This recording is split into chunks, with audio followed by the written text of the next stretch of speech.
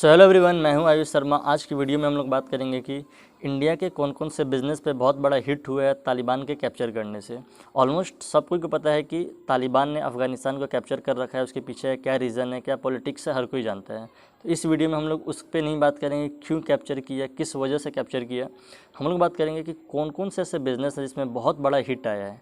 तो 3 major business है जिसमें बहुत बड़ा हिट आया है। तो इन सारे बिजनेसेस के बारे में हम लोग इस वीडियो में बात करेंगे। तो शुरू करते हैं इस वीडियो को।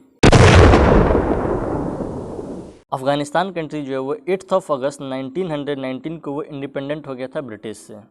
उसके बाद इस कंट्री में 2001 में बहुत बड़ा डिजास्टर आया था, जिसके बाद बहुत सारी कंट्रीज़ ने हेल्प किया और उस कंट्री को दोबारा से रीबिल्ड करने में इंडिया का बहुत बड़ा रोल था। बहुत बड़ा एक्टिव रोल था इस कंट्री को रीबिल्ड करने में। जैसे वहाँ पे स्कूल्स बनवाना, वहाँ पे कॉलेजेस बनवाना, वहाँ पे हॉस्पिटल्स बनवाना, वहाँ पे बहुत सारे ऐसे प्रोजेक्ट बनाना जो कि उस कंट्री के फ्यूचर में एक शेप ले सके। इंडिया ने प्रोवाइड कराए थे बहुत सारे ऐसे डेवलपमेंट जो उस टाइम उस कंट्री के लिए नीड था। जैसे अगर इन्वेस्टमेंट के तौर पे या फिर बायलैटरल ट्रेड पे, बहुत सारे ऐसे बिजनेस में अगर हम इन्वेस्टमेंट के तौर पे बात करें तो उस टाइम इंडिया ने $3 बिलियन से ज़्यादा अफ़गानिस्तान कंट्री में इन्वेस्ट किया था, जिसमें 400 से ज़्यादा इंफ्रास्ट्रक्चर बिल्डिंग जो है उस कंट्री में बनवाए गए थे, जो उस कंट्री को प्रोवेनेंस कर रही थी। और even Afghanistan is one of the fewer country जहाँ पे इंडिया ने डिलीवर किया था बहुत सारे फंक्शनल प्रोजेक्ट, और उस फंक्शनल प्रोजेक्ट में इंक्लूड था अफ़गानिस्तान कंट्री का पार्लियामेंट बिल्डिंग, जो कि 2015 में हमारे प्राइम मिनिस्टर नरेंद्र मोदी ने उस बिल्डिंग को इनॉग्रेट किया था। और उस बिल्डिंग का कॉस्ट आया था अराउंड $90 मिलियन।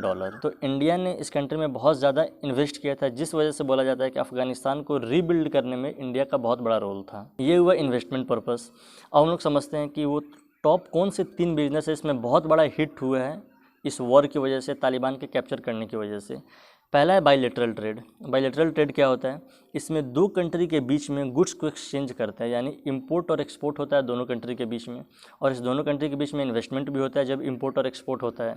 तो जो इन्वेस्टमेंट होता है इस दोनों कंट्री के बीच में, तो उस टाइम उस इन्वेस्टमेंट के रेट को इतना एलिमिनेट किया जाता है ताकि जो इंपोर्ट एक्सपोर्ट हो रहा है उसमें बैरियर ना बन सके। क्योंकि इंपोर्ट एक्सपोर्ट से क्या होता है, वो ट्रेड को बहुत ज़्यादा इन्हांस होता है, बहुत ज़्यादा उस कंट्री में इन्वेस्टमेंट को प्रमोट किया जाता है। तो इसीलिए जो इन्वेस्टमेंट होता है उसको रेट को एलिमिनेट किया जाता है ताकि बैरियर ना बने और ट्रेड जो है वो ज़्यादा से ज़्यादा इन्हांस किया जा सके। तो 2011 में इंडिया और अफगानिस्तान के बीच में एक एग्रीमेंट बना था, एक पार्टनरशिप एग्रीमेंट बना, जिससे कि इंपोर्ट एक्सपोर्ट बिजनेस को वो ज़्यादा से ज़्यादा इन्हांस किया जा सके। तो जो एग्रीमेंट बना था उस एग्रीमेंट का पार्ट ये था कि दोनों कंट्री के बीच में ट्रेड को स्ट्रॉन्ग करना है, इकोनॉमी को स्ट्रॉन्ग करना है। इन दोनों कंट्री के बीच में जो भी बिजनेसेज होंगे, जो भी इंडस्ट्री है, उसको एक्सपेंड करना है इकोनॉमिक रिलेशन के पॉइंट ऑफ व्यू से। यानी कि दोनों कंट्री के बीच में वो इकोनॉमिक रिलेशन जो है वो ज़्यादा से ज़्यादा स्ट्रॉन्ग हो सके।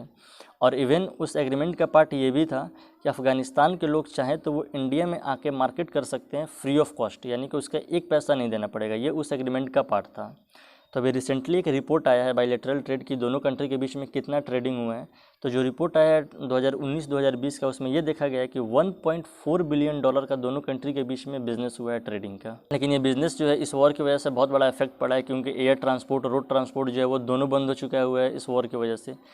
तो बायलैटरल ट्रेड पे बहुत बड़ा इफेक्ट आया है, बहुत बड़ा इम्पैक्ट आया है इस वॉर की वजह से। दूसरा है ईवी सेक्टर, यानी इलेक्ट्रिक व्हीकल सेक्टर। इस बिज़नेस में बहुत बड़ा इम्पैक्ट आया है, क्योंकि ईवी यानी इलेक्ट्रिक व्हीकल बनाने में जो बैटरी का यूज होता है वो बैटरी का यूज होता है लिथियम आयन। और Afghanistan is one of the biggest producer of the lithium ion battery, जिसकी वजह से इस सेक्टर पे यानी ईवी सेक्टर पे बहुत बड़ा इफेक्ट आया है। अगर आप रिपोर्ट्स देखेंगे तो लास्ट के 7 मंथ में इंडियन गवर्नमेंट ने सिर्फ इलेक्ट्रिक व्हीकल्स पे 25,000 करोड़ से ज़्यादा रुपये इन्वेस्ट किया है। लेकिन ये बिज़नेस जो है इस वॉर की वजह से अभी बंद हो चुका हुआ है, क्योंकि जब तालिबान ने जब कैप्चर किया है तो उसके बाद लिथियम आयन बैटरी का सप्लाई होना बंद हो चुका हुआ है, जिसकी वजह से ईवी सेक्टर पर बहुत बड़ा इफेक्ट पड़ा है। और अभी के टाइम में India aims to become the leading hub of the electric vehicles. अब लेकिन जो इलेक्ट्रिकल व्हीकल्स बनेंगे उसके लिए लिथियम आयन बैटरी का यूज होगा, और सबसे ज़्यादा लिथियम आयन और जितने भी मिनरल्स है वो अफ़गानिस्तान में ही पाए जाते हैं। और अभी एक रिपोर्ट्स आई थी उसमें देखा गया था कि 74 लाख करोड़ का मिनरल्स जो है अफ़गानिस्तान में पाया गया है, जिसकी वजह से आप समझ सकते हैं कि इस बिज़नेस पे ईवी पे कितना बड़ा इफेक्ट पड़ा है। तीसरा है ट्रेड। ट्रेड में क्या है कि अफ़गानिस्तान का बहुत अच्छा रिलेशन था पाकिस्तान और चाइना के साथ, जिसका डायरेक्टली इफेक्ट जो है वो इंडिया के ट्रेड पे पड़ेगा, और वो सबसे ज़्यादा इफेक्ट पड़ेगा इंडियन प्लेयर्स पे। यानी कि अफ़गानिस्तान का अच्छा रिलेशन होने की वजह से अभी जो बहुत सारे न्यूज़ेज आए हैं तो उसमें देखने को मिल रहा है कि ये जो ट्रेडिंग जो होगा उसके बीच में बहुत बड़ा लॉसेज होगा इंडिया को, और वो इंडिया में ज़्यादा इंडियंस प्लेयर्स को ही इसमें लॉस होगा। तो ये 3 मेजर बिजनेस हैं जिसमें बहुत बड़ा हिट हुआ है तालिबान के कैप्चर करने से, इस वॉर की वजह से। और भी बहुत सारे ऐसे बिजनेस हैं जिस पे इम्पैक्ट पड़ा होगा, जो उस कंट्री से इंपोर्ट एक्सपोर्ट करती होगी, क्योंकि जो मेन बिजनेस है, जो भी चीज़ होता है वो इंपोर्ट एक्सपोर्ट ही होता है। तो इंपोर्ट एक्सपोर्ट ही इस दोनों कंट्री का बंद हो चुका हुआ है, तो जिससे और भी जो बिजनेसमैन होंगे उनको भी बहुत बड़ा इफेक्ट पड़ा होगा। लेकिन ये 3 मेजर बिजनेस थे जो अभी बिल्कुल भी बंद हो चुके हुए हैं क्योंकि इस वॉर की वजह से। That's it for today. I hope कि आपके लिए वीडियो इन्फॉर्मेटिव रहा हो। आज के लिए इतना ही, मिलते हैं नेक्स्ट वीडियो में।